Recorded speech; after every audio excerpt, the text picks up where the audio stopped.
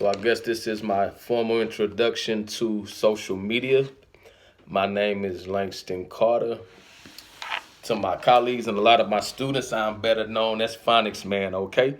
And for a lot of you parents that don't know what phonics is a unique way of teaching early childhood students using sounds that correlate with letters or groups of letters, okay? I have had a lot of success with my teaching techniques within my classroom. I am currently working as an early intervention specialist. And what that is a teacher that helps bridge the gap between being a struggling reader to an on-track reader, okay? But what I do is specialize in pre-primer students, okay? Those are students that I consider early learners, early readers. They have not yet learned how to read, okay? They may be struggling with letter names. They may not know letter names. They may not know a letter name from a sound.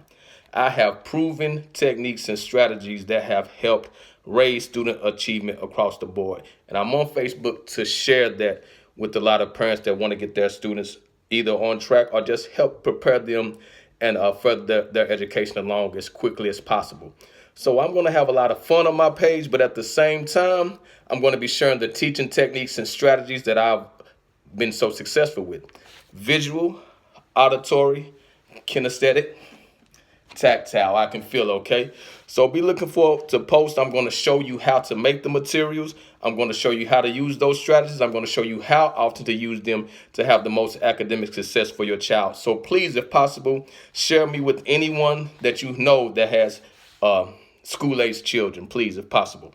So we can work together and just build successful students, build successful young men, build successful young women, because life is hard and we're here to make sure that they are equipped with the tools necessary to be successful in life. We're creating lifelong learners together.